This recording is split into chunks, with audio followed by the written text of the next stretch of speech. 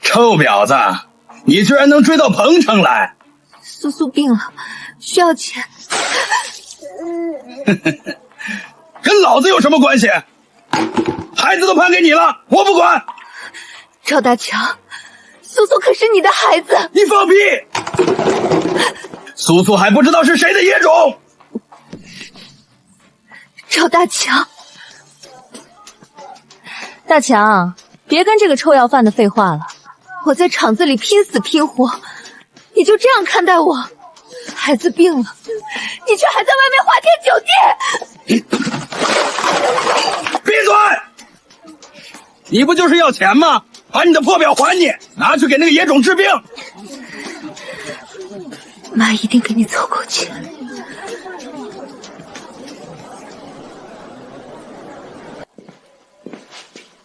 先退烧，孩子肺里有杂音，还得输液，药费加输液费200块左右。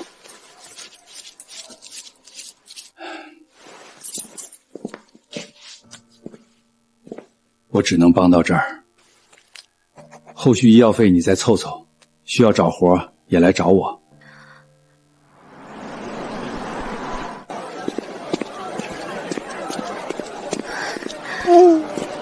收表吗？收，哪种表？好表，打算卖多少？你看着给吧。80。等等，刚才看差了，这标带是原装的牛皮，值20。孩子病了，这表我留着，你要是哪天宽裕了，想赎回去，来找我。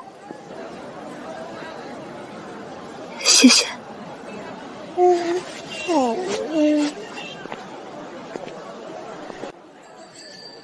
108块2毛。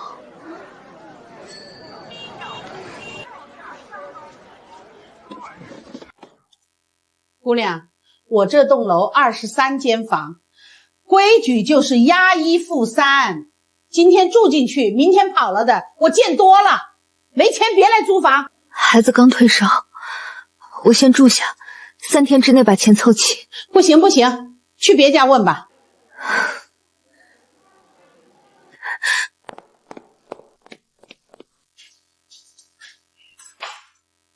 差的钱从我下月房租里扣。小陆，你这是……扣就行了。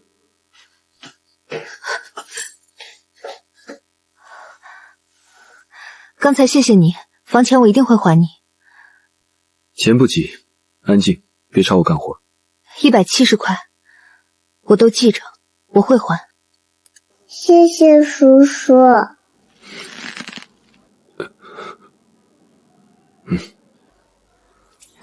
打扰了。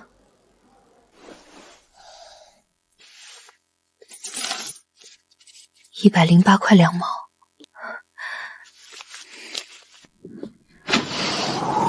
先想办法挣钱吧，不然苏苏就要饿肚子了。棉袜2块1双，5块3双。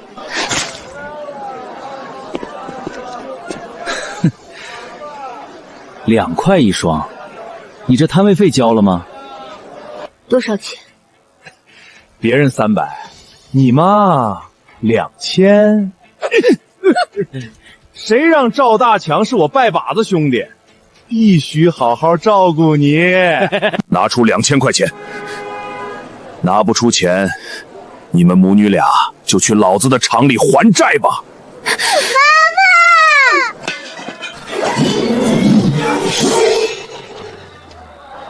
你碰他一下试试。臭娘们儿，你敢动我？反正我烂命一条，你再往前走一步，我把你这只眼珠子捅出来。疯婆子，3天2000块，拿不出来，我弄死你们娘俩！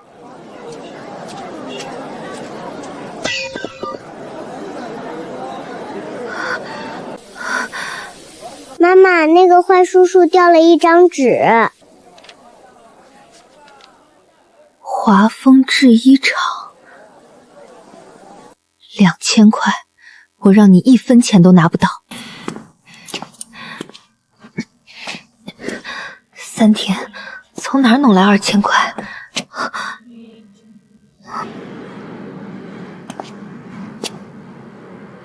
叔叔，妈妈说要先还你钱。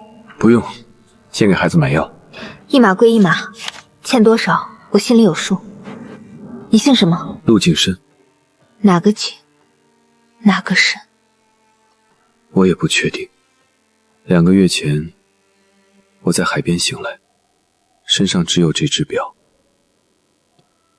房东照着磨损的刻字，叫我陆景深。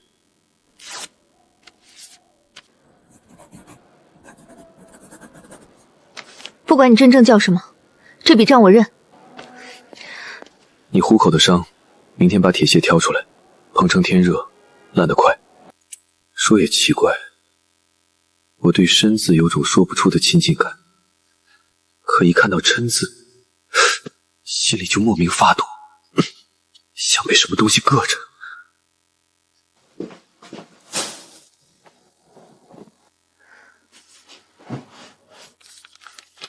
华丰制衣厂，我倒要看看王大勇这条线里藏着什么肉。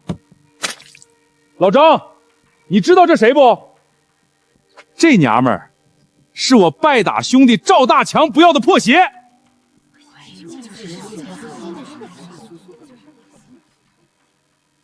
扫把星命，克夫克子。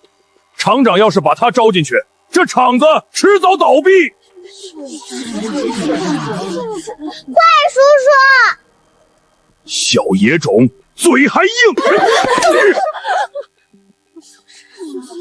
欺负女人孩子，算什么男人？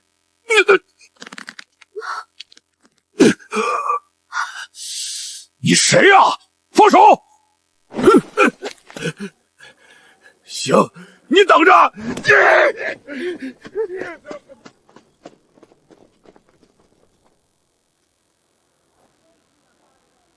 手上的伤处理了没有？上了药。叔叔好厉害！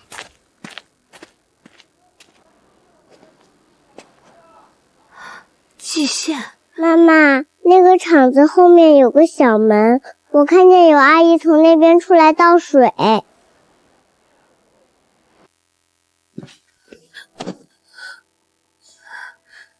妈妈，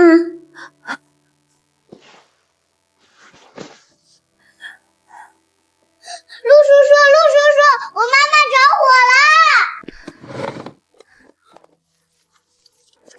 拿好，跟紧我。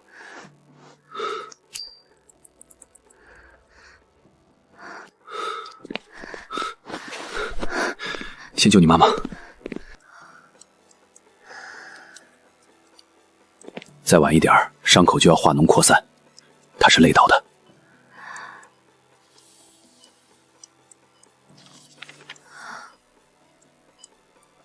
你把钱都给我了。命比账急，账以后算。妈妈，叔叔的表里面有小徽章，还有好多数字。一个连名字都可能认错的修表匠，为什么带着有家族徽章和独立编号的腕表？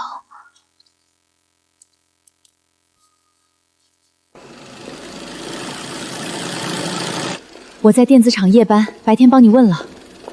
杨姐这里缺熟练车工，只认手艺。还差80条，外贸单明天发货。今天你们就是拿命赶也要完成。我能采，你是谁？你说能采就能采？鹤岗东方纺织厂8年测工，给我3分钟。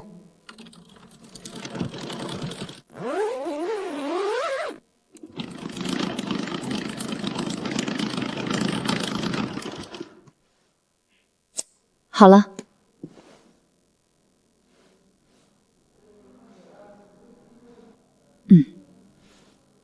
寄件1条7毛，现在就干。行。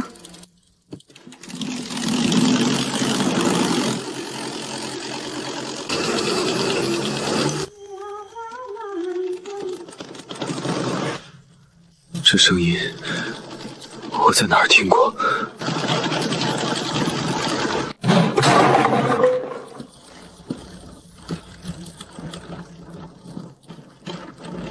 李红梅，你怎么进来的？王哥，我这赶明天的外贸单，你要闹事，自己去跟厂长交代。行，明天2000块拿不出来，我连人带机器给你砸了。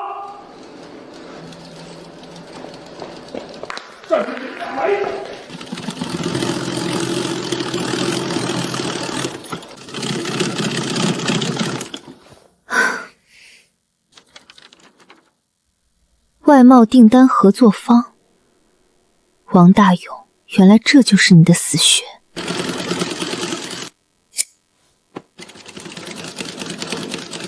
53条，1上午。杨姐，她3分钟一条，换线都不带停的。下午仓库多拉2筐布过来。好。妈妈，吃了没？吃啦。陆叔叔专门给我做的炒饭，还加了1整个鸡蛋。陆叔叔还给妈妈做了饭，可香了，你闻闻。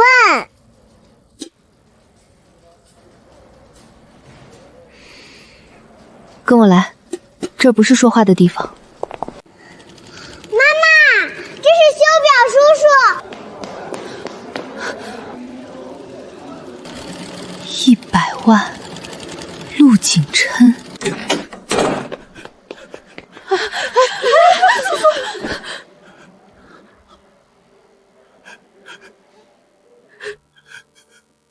少爷，我找你找得好苦啊！我不，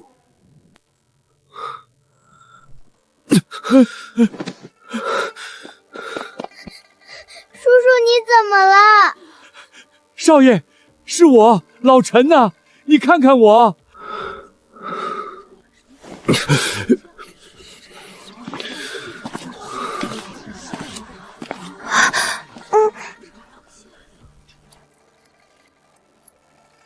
陆氏在1989年委托瑞士表厂制作了12枚私人腕表，每枚都有家徽、双层表盖和独立编号。少爷，陆景琛少爷，老爷走前签了文件，港城的产业、鹏城的3间工厂全在您名下。您是唯一继承人。陆振邦拿着假的死亡证明，要吞掉现托基金和工厂，法院公示期60天。今天是第43天。我不认识你，别叫我少爷。苏苏，叔叔，你别怕。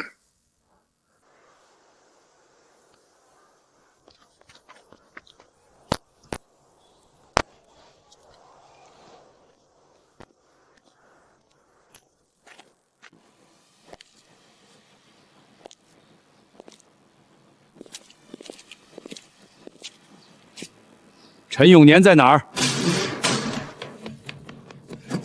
陆振邦，你来干什么？死亡推定受理通知书，港城殡仪馆，遗体火化证明。老陈，你找了个长得像的大陆仔，就想吞掉陆家的产？那证明是假的，少爷没死。公然捏造事实，损害他人名誉，情节严重的，3年以下有期徒刑。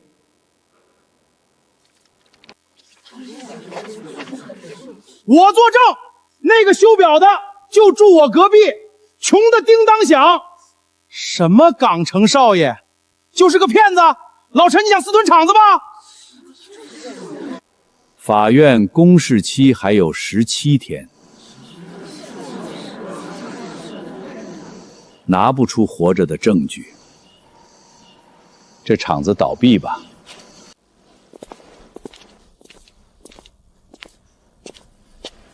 长得是有几分像。老陈，你找人倒是用心了。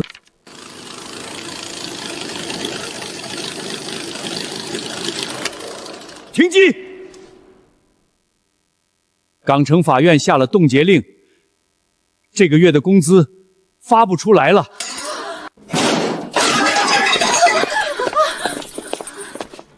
发不出工资，都他妈怪他！这个扫把星，找了个修表的穷鬼冒充港城大少爷，把厂子搅黄了。欠老子的2000块，今天拿你的血来还！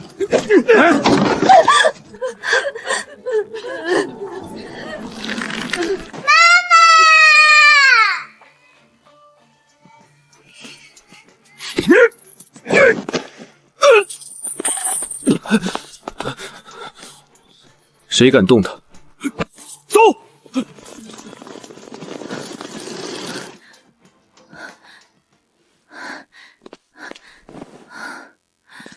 解除冻结需要什么？需要继承人身份证明，还要证明你在死亡日期之后仍然活着。去查1996年7月的海事救援记录，蛇口医院入院登记，还有腕表制作档案。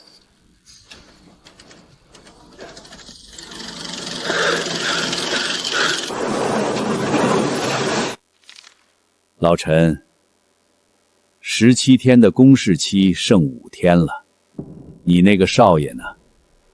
既拿不出身份证明，你还打算用那个修表匠小伙子来骗我？给你2条路，现在签字，我还能留你们厂子几分薄利；不肯签，我立刻下令清空车间，所有设备布料全部查封拖走。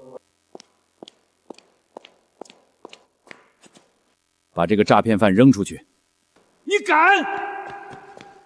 不识时务的老东西，还愣着做什么？把他给我扔出去！叔叔每天写这个，每天都写好多。陆金山，仔细看这些刻在你记忆里的数字。记住这串数字，谁都不能说。JC7709 TF0312 HK 2889周孙 C CHBC VLT Vault Access Code Secondary Beneficiary Override。 老爷留下的专属金库密码，只有真正的少爷才知晓。几串数字算什么证据 ？JC 是景琛的英文宿舍，我的真实姓名是陆景琛。失忆后，我一直看不清表底刻的这个琛字，才给自己取了陆景深这个名字。我的真实姓名是陆景琛。你，可恶！你们等着，明天我要你们好看！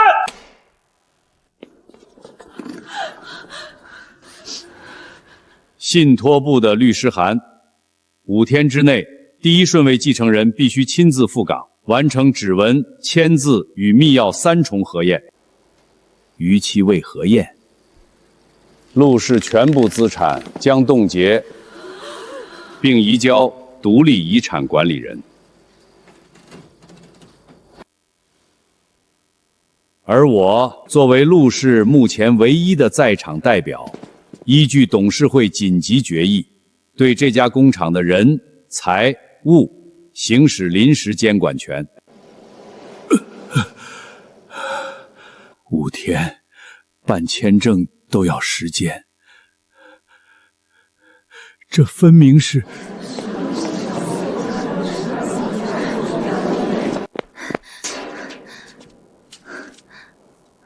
陈波查到的信托专线，不用去香港，电话远程核证身份就能启动受益者保护性指范，冻结争议资金48小时。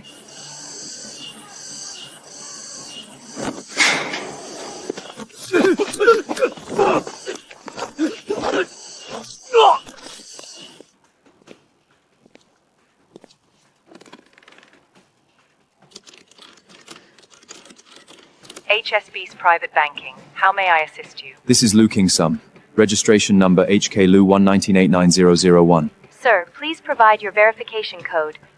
JC7749, TF0312HK. Vault access code 2889043CHSBCVLT.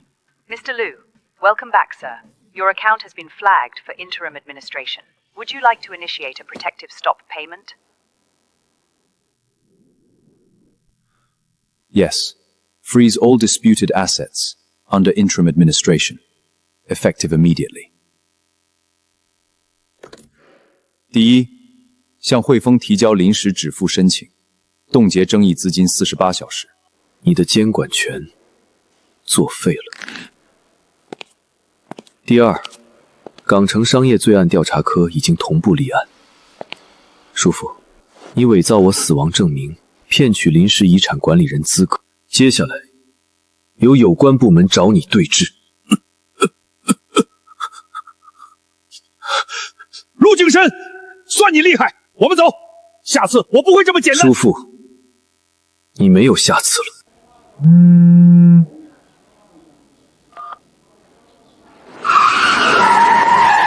我们是有关部门的，根据港城移交的协查材料，你涉嫌多项指控，请配合调查。我的当事人是陆氏集团合法董事，所谓陆景琛还活着，只是陈永年单方面。这是陆景琛先生失踪前在港城仁和医院封存的术前血样，与3日前依法采集的现有样本所做的同一人 DNA 比例。这不是亲属鉴定，也不需要陆家任何人的样本。报告只证明一件事，厂里那个人就是失踪前的陆景琛。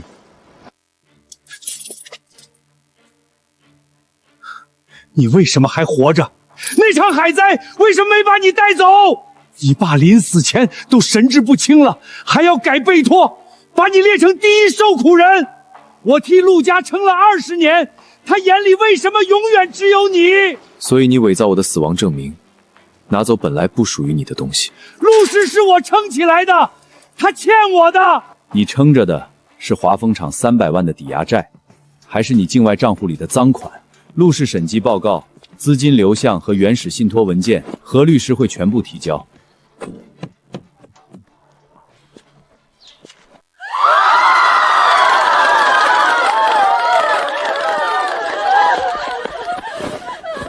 想跑？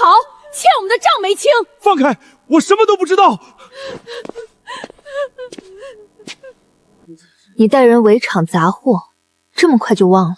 陆振邦在彭城还留了一步棋，他说就算自己出事，那步棋照样能弄死这个厂。什么棋？厂子的土地使用权证不在你们手里。抓走一个陆振博，不等于厂子已经安全。真正的杀招还埋在地底下。核查和复议程序已经完成，今天正式恢复生产。拖欠工资下午补发，另加20%护工补贴。工厂更名申请已受理，名称改为深红制衣厂。陆金深的深，红梅的红。以后生产厂长兼总制演李红梅，即日上任。他来不到10天，凭什么？看，11条，2个小时，锁边误差不超过半毫米。你们谁能做到？以后在这个厂子里，我用人只看一样东西：本事。能扛事儿，能出活，就能升职。散了，下午开工。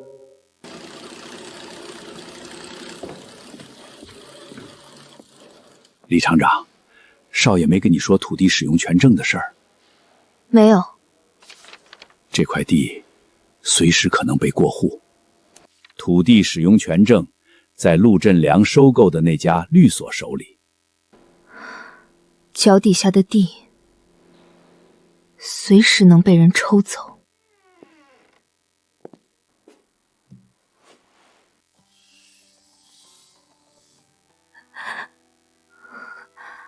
原来那些深夜热粥，他全都记着，连苏苏随手画的画都好好收着。你什么时候拍的？某个深夜，我头痛醒过来，推门看见桌上一碗热粥，那一刻脑子什么都记不起，唯独心里暖得踏实，就随手拍了下来。这些天里每一个深夜，每一碗热粥的味道我都记得。谢谢你。桌子是你的了，那2样东西别撤。不用谢，以后夜里我依旧给你留热粥。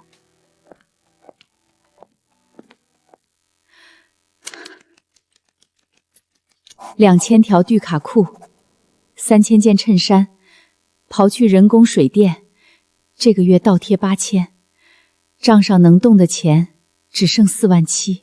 按这个烧法，3个月后厂子得倒闭了。我有点想念陈伯了，厂长这活真不好干呀。看，陈伯搞来的，让我们去试试。但咱们厂的东西拿过去不行。秋交会进了这道门，哪怕只拿到1个摊位，利润都不止翻5倍。给我5天。5天？5天，我出3个系列，版型、面料、配色我来定。秋交会，我去拉单。杨姐，把库房里的好材料全搬我办公室来。妈，水。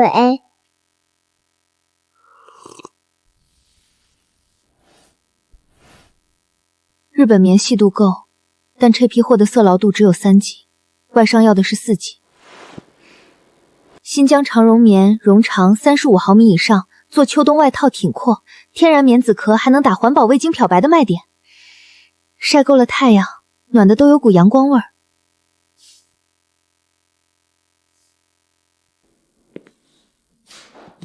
妈，我帮你压着纸。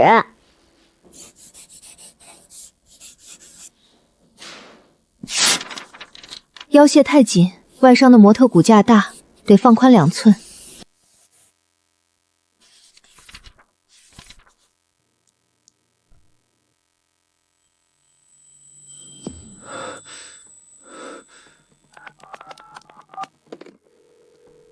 少爷，陈伯，帮我查一件事：陆家1967年到1993年所有对内地的投资记录，特别是东北红梅纺织厂。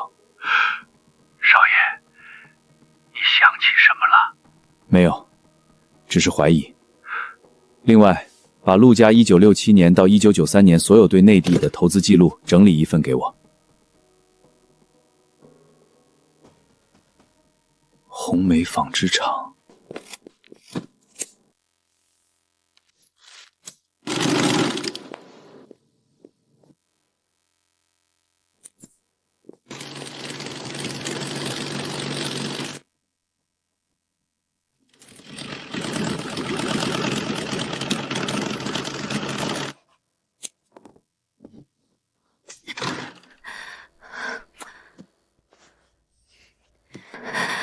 最后一件。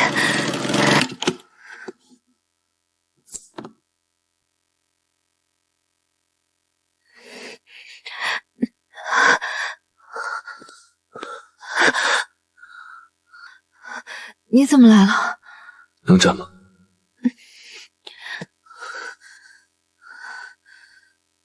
？5天，3个系列。别硬撑，我送你回去。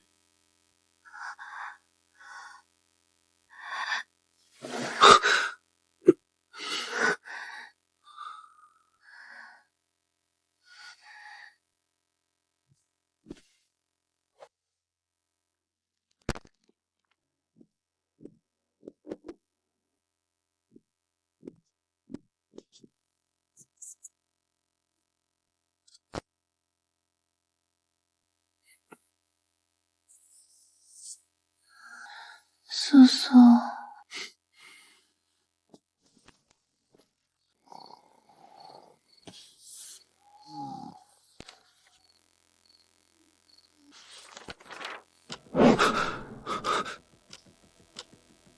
这是红梅纺织厂的厂徽。陈伯说过，这是我爹1967年在东北亲自定的标志。无斑梅花，中心网格代表纺织经纬，他画的是红梅厂的厂规。可他怎么会知道这个？他跟我爹到底是什么关系？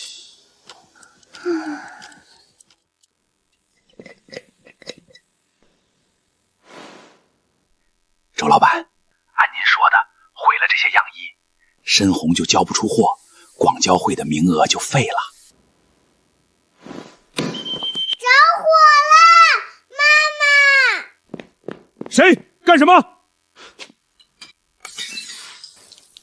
啊！老实蹲着，敢乱动我直接扭送派出所。红梅，这件废了。昨晚那混蛋泼的油酸太毒，咱们还有10件，也够去广交会了，算了吧。我李红梅的字典里没有算了。妈妈，衣服生病了，能治好吗？能，妈妈给她打个补丁。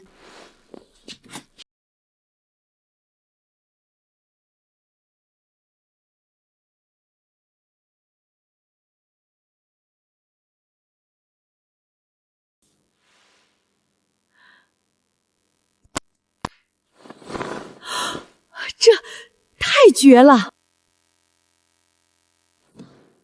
厂子叫深红，以后咱们所有的衣服都绣这个。这不是补丁，这是咱们的商标。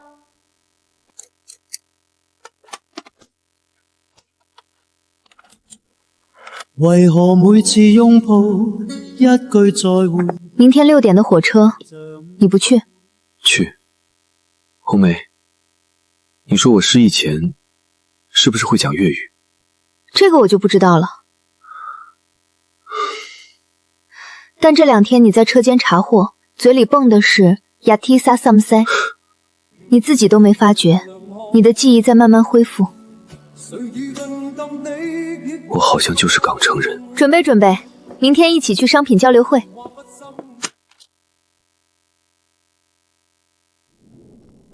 哟，这年头广交会的门槛这么低了，什么阿猫阿狗坊都能进 C 区。我们罗湖2000人的大厂，你们几个人啊？连个挂衣服的架子都买不起。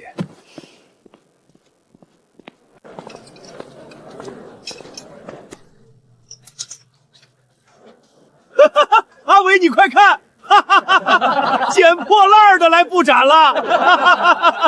套轴，拉绳。好。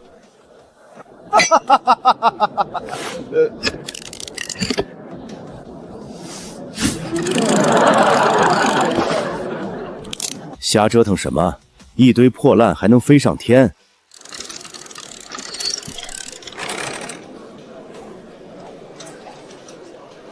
妈妈，旋转木马。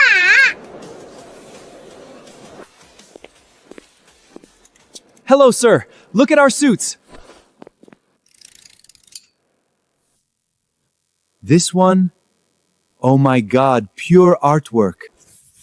Too much. Hong Kong, 6. Same quality, 6. 连句洋文都憋不出来，还想做外贸？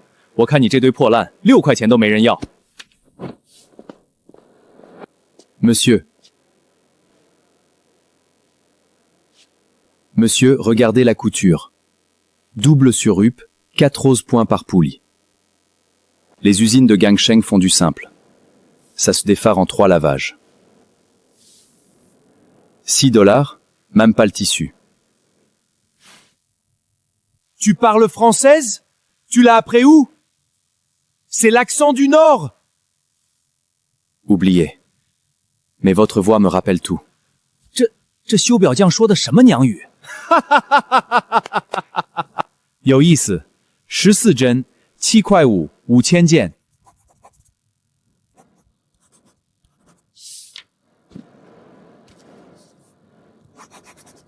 成交。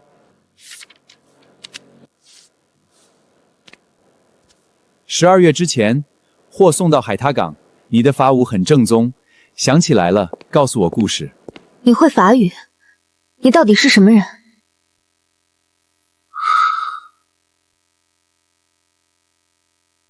粤语、法语，也许我比自己想的还要厉害。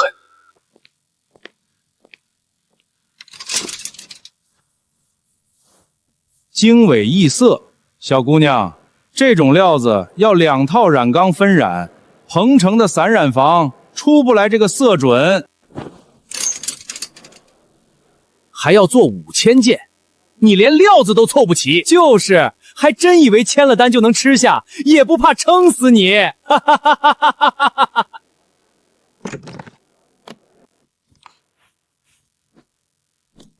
东北老粗布，经纬分纱，粗细不同。我用它做底部，色准不用靠染缸，只靠织法。老板，你要是面料不够用，我匀你2匹。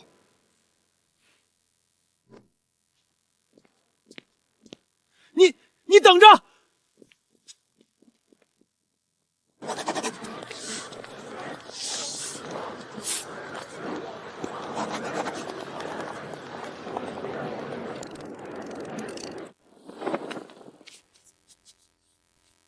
！11500件，咱们厂12台缝纫机，一天满产也就120件，差了3倍。阳城城中村有散工缝纫队，按件结钱，你管验收，把活包出去。那些人只认本地人，只听粤语。交给我吧，你放心。老板，查清了，他们厂里就12个工人，产能根本不够。明天一早，我再去深红厂挖人。Double stitch, strong。李红梅，老子知道你在这儿。行啊，穿这么板正，都跟洋人做生意了。李红梅，你拿着我的钱在鹏城开厂，忘恩负义呀！你跑了1个多月，孩子也带走，你对得起我吗？拿钱跑了？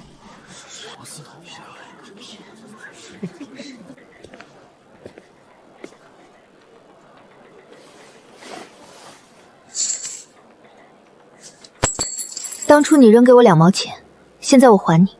从今天起，恩断义绝。放开我，李红梅，你别得意，我不是一个人来的，你别以为这么轻松就甩开我。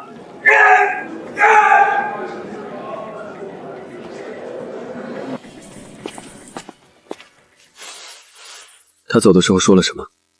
说他不是一个人来的。明天我不去城中村了，你做生意，我看门。谁带他来的？妈妈，你快看，这是我的专属账本。王奶奶教我的，圆圈是人，方窗是钱，三角是货物。大圆圈是之前的坏叔叔，小圆圈是展馆里那个打领带的陌生叔叔。他们偷偷说要拉高海关质检线，让妈妈第一批出口货直接过不了关。那个打领带的叔叔还说了一个数字是4。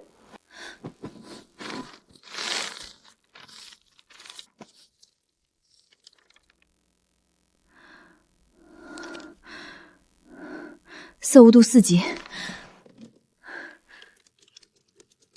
杨姐，立刻告诉我，厂里目前这批成衣染料色牢度最高能达到几级？3级稳稳的，4级够呛。咋突然问这个？换料，全部换成德国进口的 Bioma 染料。那个料贵5%，利润本来就薄。 3级色度的货，到了德国海关100%原地退货，高额违约金，口碑崩盘，我们根本赔不起。赌不起。行，我明天去联系。可是阳愁州哪里有 Bemma 的代理商？我不知道地址啊。阳城天河区天生北路128号3楼，德国化工代理 Bemma 全线产品都有现货。你怎么知道？杨姐，记下来，天强北路128号3楼，明天我去拿货。1万件单子，合同总额折合人民币约140万元，首付款20%，约28万元。但这笔钱不是纯利润，先扣布料、工资、运费和税费，真正能留下周转的只有12万元左右。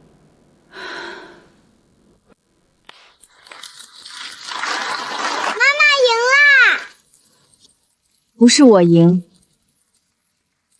是我们所有人终于能好好喘口气了。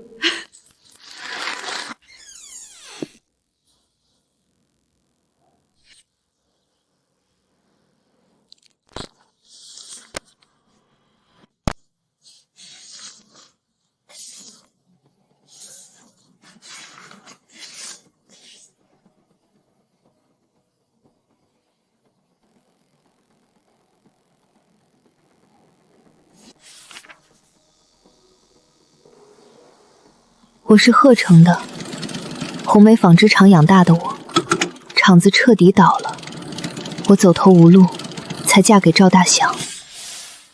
1967年，父亲只是以港澳设备援助代表的身份到鹤城，真正的投资是1983年才开始。可这3个名字，为什么会被他单独留在私人档案里？何志远律师事务所，请问？我是陆景深，请何律师替我查2件事。第一，1967年那批设备援助的完整行程和人员记录。第二，1983年1200万港币的每一笔去向。明白。还有吗？重点查当年的经办秘书周国堪。横要稳，落笔不怕，字跟人一样，站得直，才不会被风吹倒。父亲，您不是在谋划什么？您到底想补偿谁？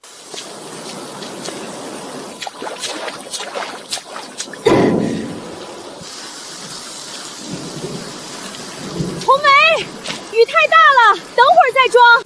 海关2点结关，1秒都等不了，误了船期，我们赔不起违约金。齐了！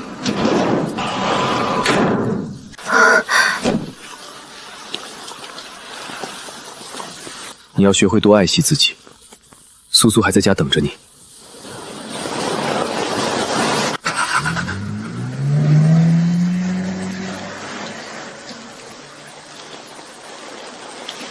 臭小子，也不知道从哪儿学的撩人的话。海外第一笔预付款准时到账，按今日汇率结算，整整28万人民币。燃料款、代工费，今天全部结清。好，剩下的钱呢？剩下的直接买厂。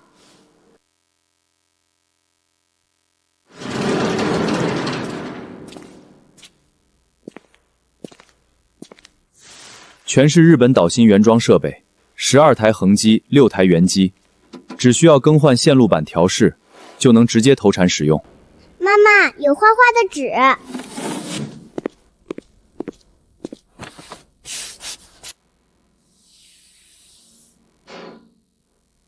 无缝针织工艺，正是广交会上那个港商独家展示的核心技术。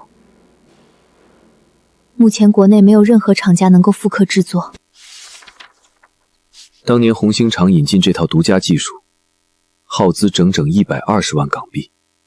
立丰纺织就是周国安的公司，我们一旦用了他卖的技术，他绝对会借机找茬，恶意追责。设备图纸，走法院村委员公开公拍卖流程，合法交割，产权干净。他若敢跳出来追责图纸版权，就得先交代当年那些黑钱去哪儿了。别想了，等明天拍到红星针织厂的使用权，再慢慢扫虑。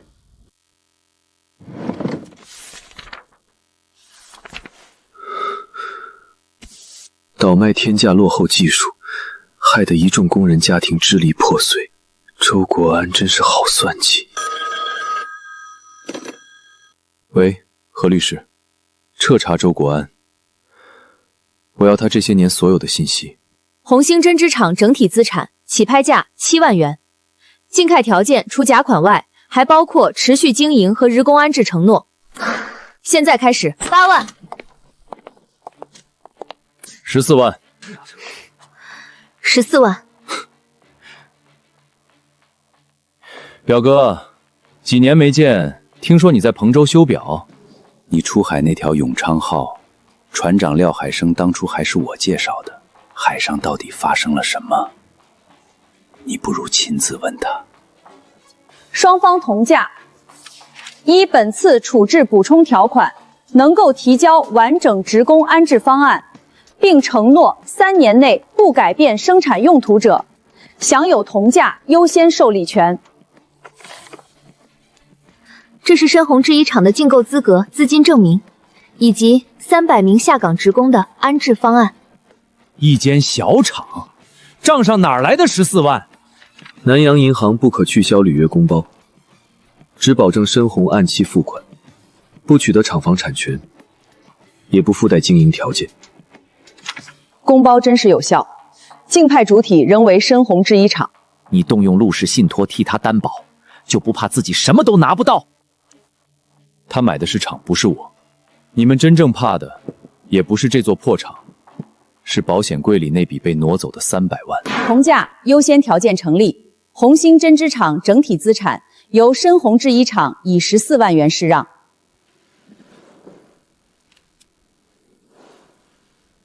厂归你们，图纸和技术可未必归你们。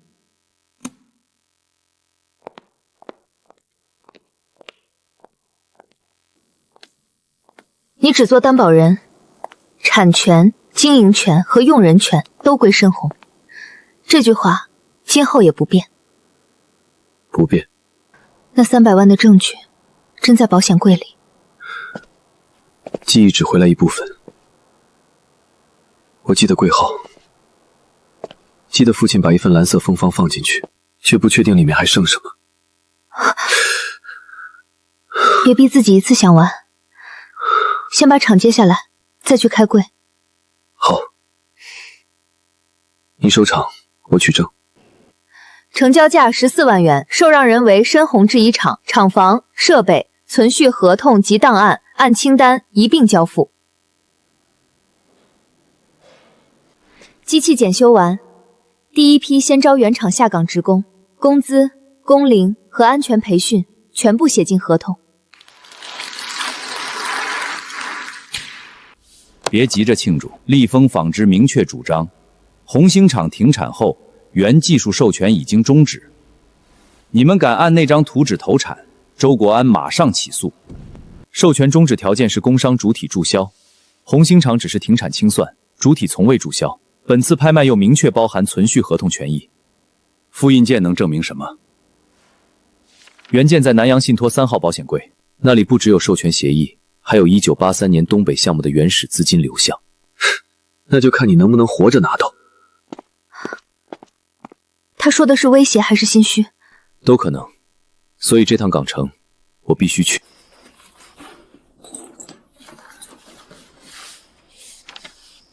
陆叔叔，你去港城还会回来吗？会，事情办完就回来。你的铁皮青汪还没修好，修好也要回来。好，修好也回来。别为了哄孩子随口许诺。不是哄他，是我自己愿意回来。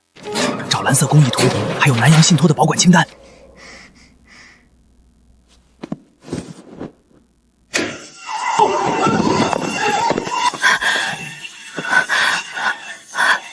有受伤。他们在找蓝色的图，还有写着保险柜的纸。保险柜开柜记录只在港城信托系统里，厂里没有。他们想找的是我父亲留下的保管清单和柜内目录。苏苏，你是爸爸的复兴。你刚才说爸爸？等我从港城回来，我会认真问你愿不愿意。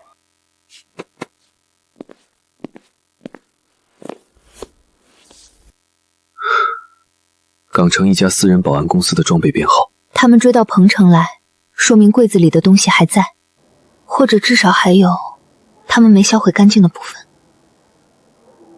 也说明有人知道我明天开柜。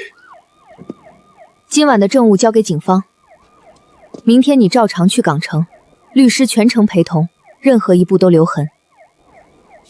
场子交给你，证据交给你，谁也别逞强。2名嫌疑人已经抓获，雇佣款来自陆申文控制的一家空壳公司，暂时还不足以证明陆振邦直接受应。他们供述的目标有2样：蓝色公益图以及南洋信托3号保险柜的保管清单。也就是说，对方最怕的是陆金生顺利开顾。你们可以按合法程序取证，但不要私自接触嫌疑人。所有复印、封存和交接都必须有律师及信托人员见证。我今天就去。陆景琛先生身份核证完成，依信托章程，您作为明确指定的第一受益人，有权在律师见证下开启3号保险柜。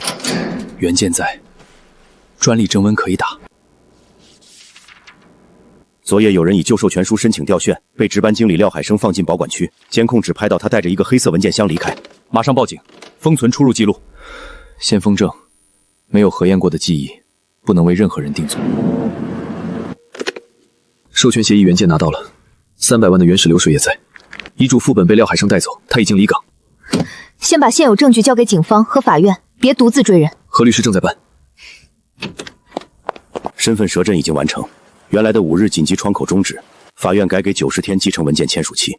大家看一看，李红梅不守妇道，勾搭港城老板，狠心拐走我亲生女儿，霸占我的孩子。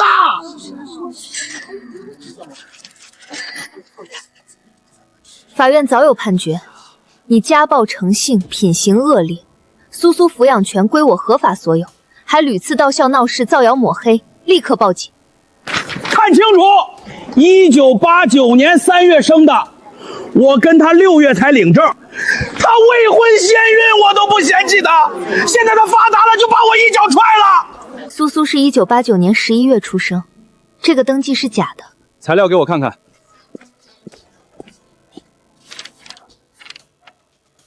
这个编号在医院存证里不存在，你涉嫌伪造证明材料，证据先封存核验。赵大强，跟我回所里说明来源，交代材料来源与闹事动机。妈妈，外面吵闹的那个人已经走了吗？走了，坏人被警察带走了，以后再也不会来打扰苏苏，再也不会吓到你了。周国安，商业场上赢不了我，现在居然对一个孩子下手。等陆成明从港城回来，厉风欠下的这笔账，我会连本带利的清算到底。万一孩子不是你的呢？那更好，李红梅就是个免费保姆，我每个月工资自己潇洒，她拼死拼活挣的钱全部补贴家里。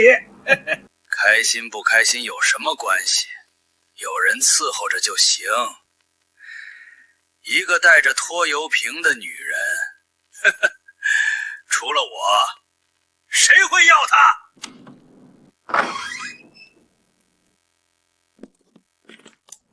李红梅那傻女人以为孩子是我的，正好，我就用孩子拿捏她一辈子。红梅，我能抱你一下吗？我不是要你替我委屈，我知道。真心疼我，就别擅自替我做主，就让我自己来。好，这些年让你受委屈了。没什么委屈的，都过去了。盒饭凉了，热一下再吃。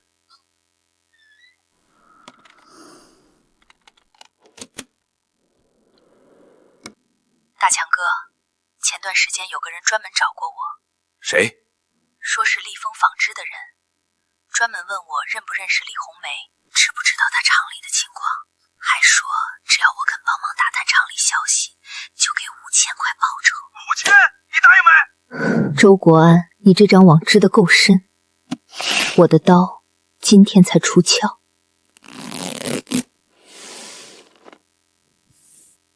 1967年不是投资，是设备援助。1983年才签正式合作协议。3个人都在，他从一开始就卡在我爸妈和陆正廷中间。阿琛，你出生那天，东北下了很大的雪。可妈妈说我生在港城。不管你从哪里来，你都是我的儿子。你想起什么了？我爸很早就知道，我的出生地不是港城。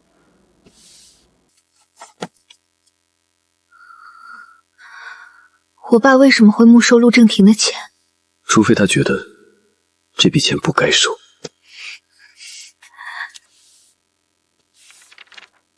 1984年厂里断了资金，我爸的医药费和工人工资一起被拖欠。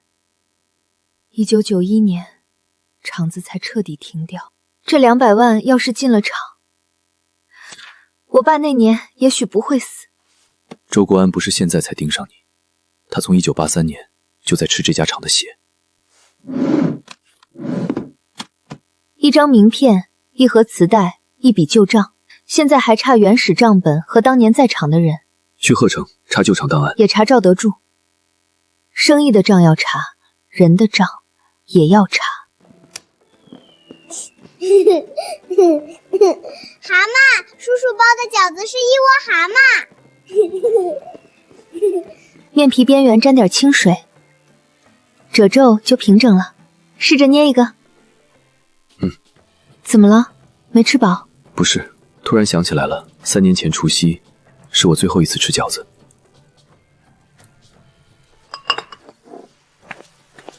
好大的烟花，好大的烟花，好漂亮！叔叔，你怎么哭了？风太大，吹的。我想起我爹了，他最后一次带我放烟花，也是除夕。他当年跟我说：“阿深啊，以后要是碰见愿意陪你吃饺子的女人，就娶了吧。”冷了，下去睡觉。妈妈，叔叔说的那个吃饺子的女人是谁呀？是不是你呀？别问了，乖乖睡觉去。我知道了。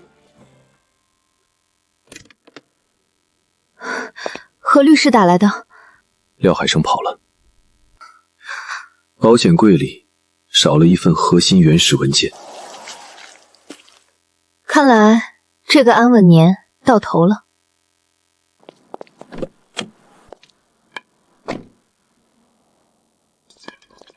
半年多，整整半年多，个没良心的小兔崽子！哈哈哈！外婆都以为你死了。对不起，我什么都不记得了。原来这就是那个让你不肯回港城的女人。奶奶你好漂亮啊！这丫头的眉眼竟和郑铮年轻时有几分像。海生出逃的事，你们应该已经知道了。他带走的那份核心文件，是你父亲陆正廷生前留下的遗嘱副本。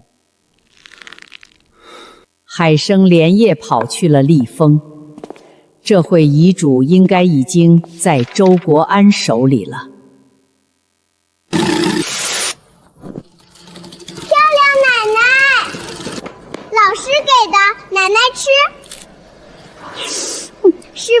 可甜啦！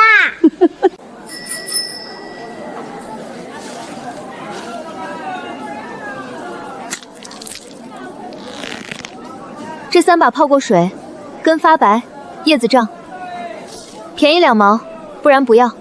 大姐，你眼神太毒了。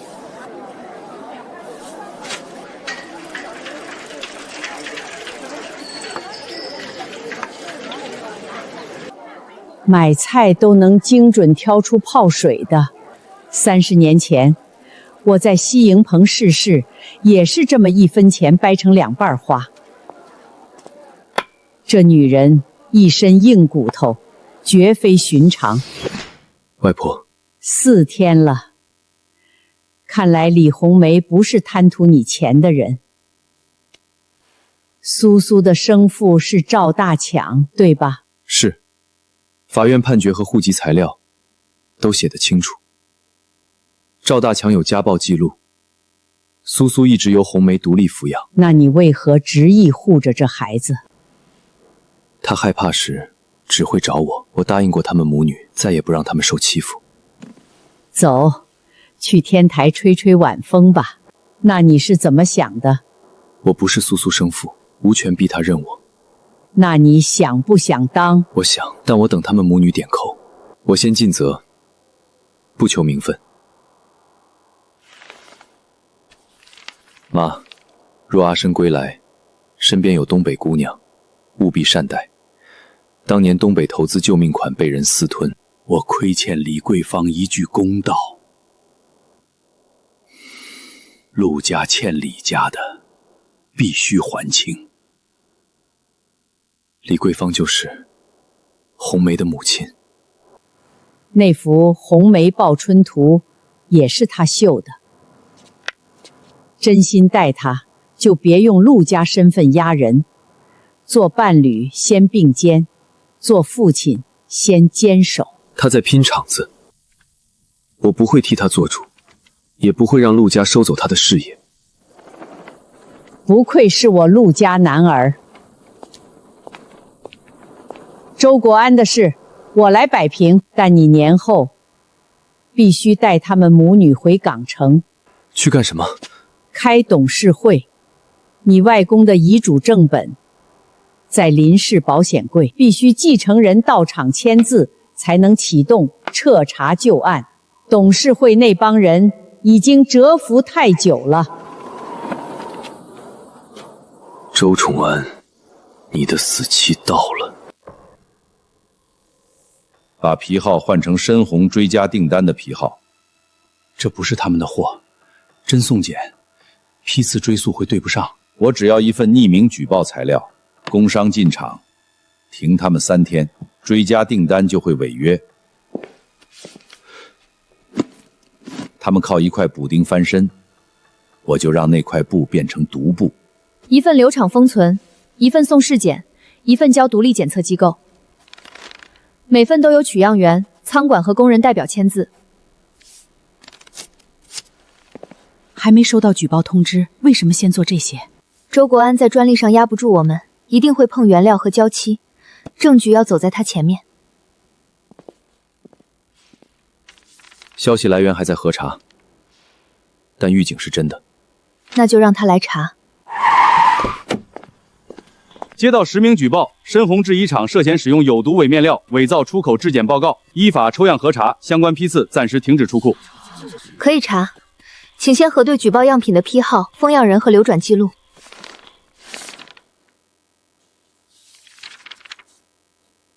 我们所有原料都有双份留样，举报样品只要不是从这3只封袋里取出，就与深红无关。现场重新取样，封存送检。若举报人提供虚假样品，我们会另案处理。李厂长，是我们核查有误，多有打扰。2位慢走，不送。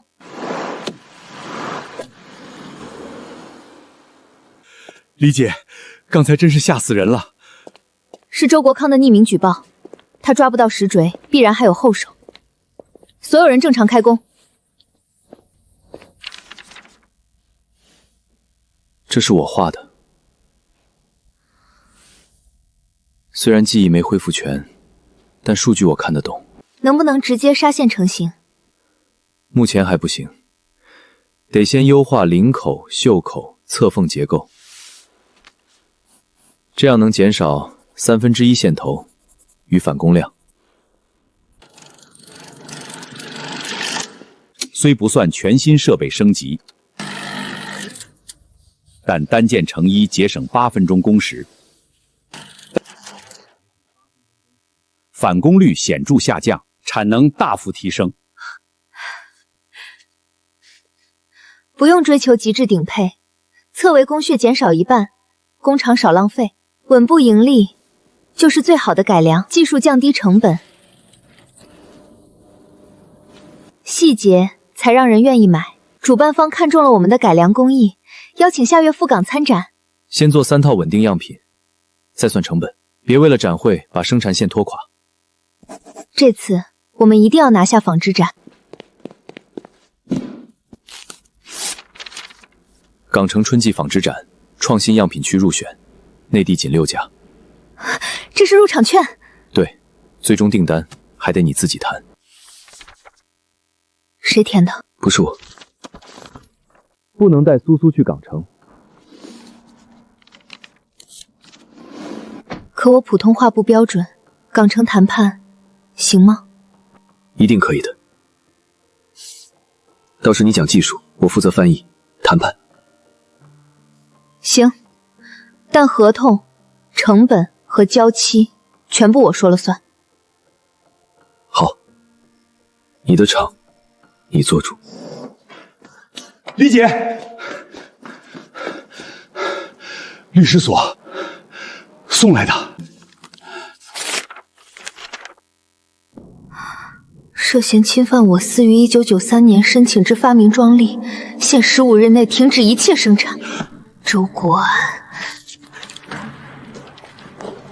咱们下午就要出发去港城了，但周公安要求我们15天内停用改造方案。他的专利写的是整机一体成型，我们是旧设备局部改造，侵权范围不重合。那立刻让律师做不侵权比对，同时备齐原始图纸、采购凭证、试验日志。好，等忙完港城展，再好好与周伯安算账。港城是不是陆叔叔的家？是，我以前的家。那你回了家，还会回来吗？苏苏，昨天你听见什么了？我听见不能带我去港城，我以为叔叔走了，就不要我们了。放心吧，不会的。以后去哪儿，妈妈说了算。要不要我当爸爸，你说了算。怎么了？没事，想起了一些不好的记忆。现在起，有我在，你不再是一个人了。你这些话还是留给小姑娘说吧，我可不是一句好话就能交底的。我知道，等把展会办完，拿到回港城的筹码，我再正式跟你讲。你这人表白还要列个日程表。50次水洗后还能保持吗？这是第三方检测报告，达不到绝不接单。首批2000件，合同总和8万美元，首付2成，45天交期。寄件人叫马继海，说是红煤厂旧库房保管员。妈妈，这个胖爷爷我在赵家的旧相册里见过。赵大强他爹赵德柱。李厂长，我按你们律师的查询函清理旧库，先找到这张报纸，还有一只上锁的铁柜，标签写着李成山私存。今晚开封，全程录像，里面任何东西都不要拆散，请登记、封装，交公证人员寄送。这是我妈李桂芬，这是我爸李成山。赵德斌当年是副厂长，也是设备交接监望人。 1967年只有设备援助1983年，父亲才正式签下1200万港币合作协议。1984年资金链断裂，我爸病死，赵德柱第2年辞职，带着全家来彭城，突然发了横财。赵德柱吞的是明账，替他在港城接钱洗钱的人藏在暗账里。周国安不是3拨人，是一条线。陈维，查1983年东北项目全部资金流向，查利丰贸易背后的港城股东，也查赵德柱离职后的第一笔钱。铁柜开了，里面有红皮账本、一封遗书和写给陆正堂的旧信，公证员已经逐页登记，明早寄出。谢谢马师傅，我爸留下的账明天到。新仇旧账，一起查。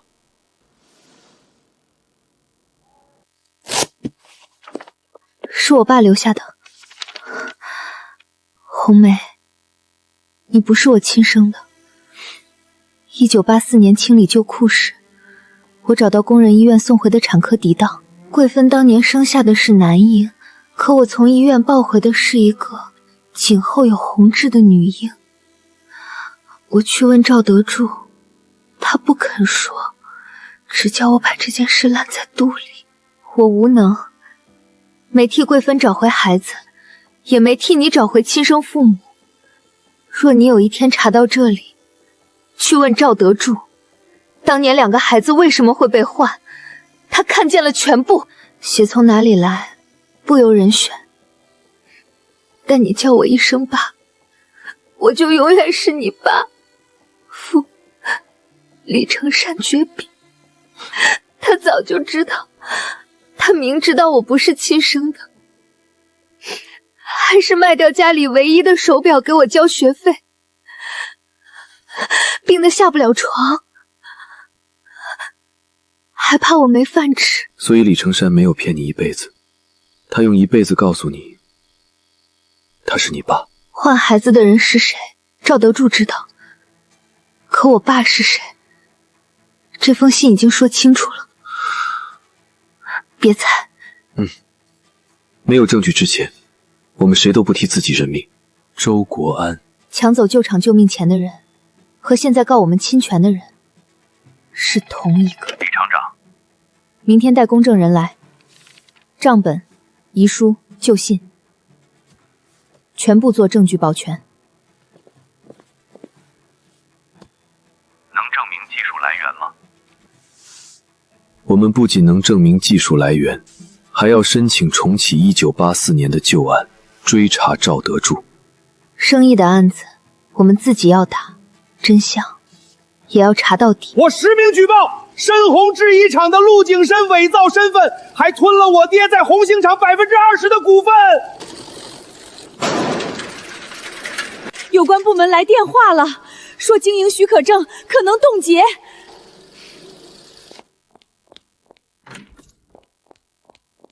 协议是1993年的，有公章、签字和公证号。工商让我们3天内自证清白，否则港城展订单和专利复议达发全部暂停。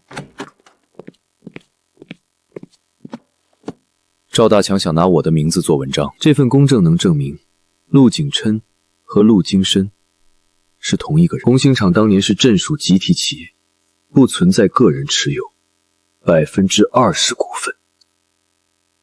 这份协议的基础事实就是假的。协议上的公证人叫张永福，1993年在宝安区第2公证处任职。让他出面。不可能了，1995年他死于一场未侦破的肇事逃逸。周鸿安敢用这份协议，是因为他认定公证人死无对证。人不在，抵当还在。妈妈，看我缠的大毛线球，真棒。李红梅，去跟杨姨玩一会儿。如果公证处抵当里没有这份协议，就是伪造公证文书。方律师明早去调档，3天后有关部门审查。赵大强想把水搅浑，那就让他看看真账到底有多沉。后天上午9点，有关部门审查，拿不出原始文件，厂子的经营手续就会被暂停。妈妈，后面有蓝色的角。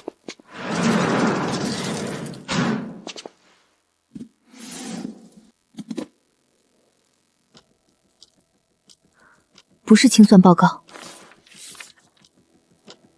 是资金。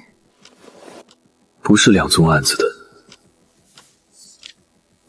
编号相连，是同一个地址，同一名代理人，隔了12年还在替陆振邦办事。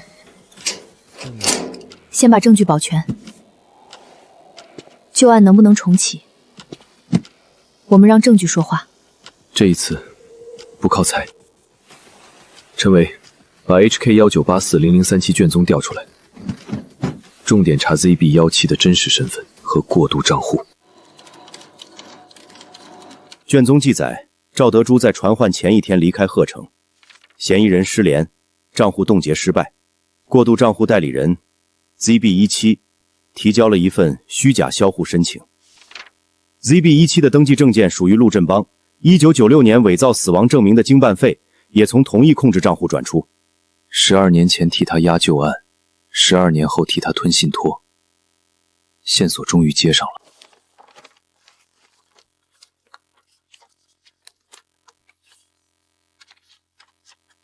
正本交司法机关，副本提交经营审查，每一页都做公证。你提交的股权转让协议没有公证抵偿，红星厂又是镇属集体企业，不存在你父亲个人持股20%的事实。假协议谁给你的？谁让你拿去举报？我爹给的，他说只要拖住申红，港城那边就会给钱。赵德珠在哪儿？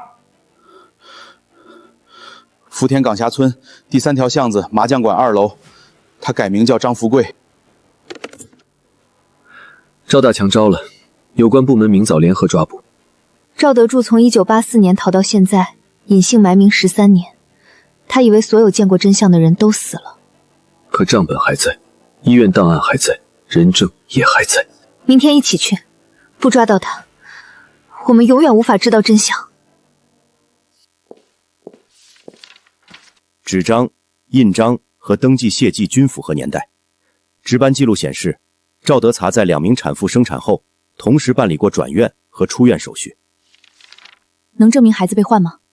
与李成山遗书、赵德柱口供相互印证，可以证明存在调换，但要完成法律上的亲缘确认，还需要找到沈慧兰，在双方自愿的前提下进行鉴定。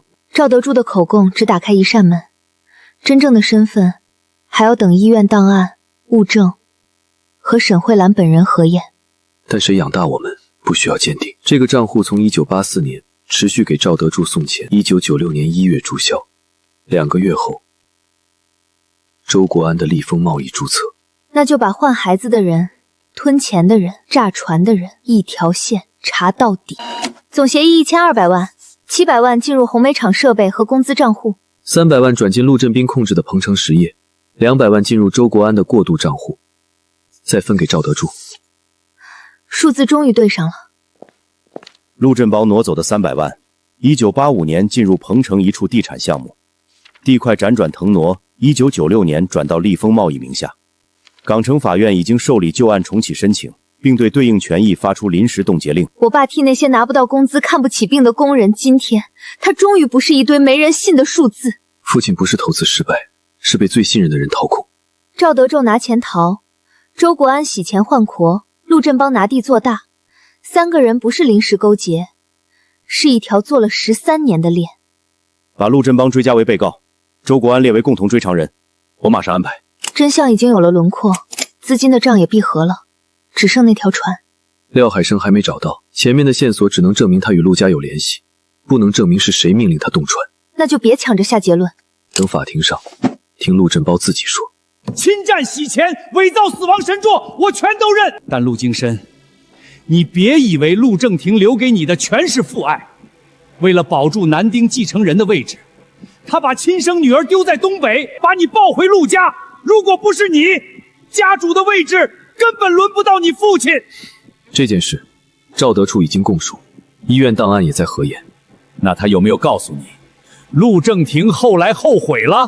哈哈，那个老不死的，临死前背叛了我，把你明确列为第一受益人，又派人去找李红梅，想公开当年的真相。他说，2个孩子，一个都不能再丢。只要你活着回来，只要李红梅被找到，我就永远当不上陆家家主。所以我要你们都去死。所以永昌号是我让人动的手脚，廖海生是陆文华找的，炸药是我叫人装的，不是你爹要你死，是我。肃静，法警控制被告。陆正廷换了你，利用了你，你还要认他做父亲吗？他换子是一生洗不掉的错，他养我，教我，临终想保住我也是真的。错不能因为爱被抹掉，爱也不能替罪开脱，更不能拿他的错替你炸船杀人开脱。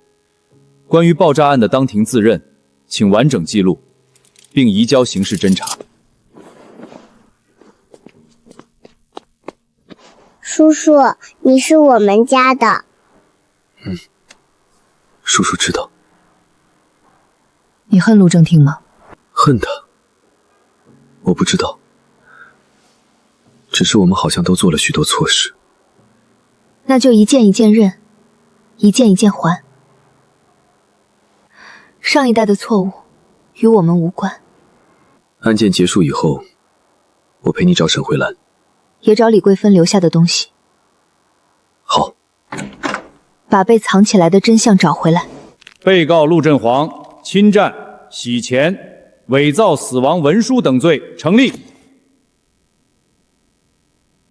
爆炸案证据补充后，并案判决，数罪并罚，执行有期徒刑25年，并追缴违法所得。结束了吗？案子有了判决，欠下的人生还要慢慢还。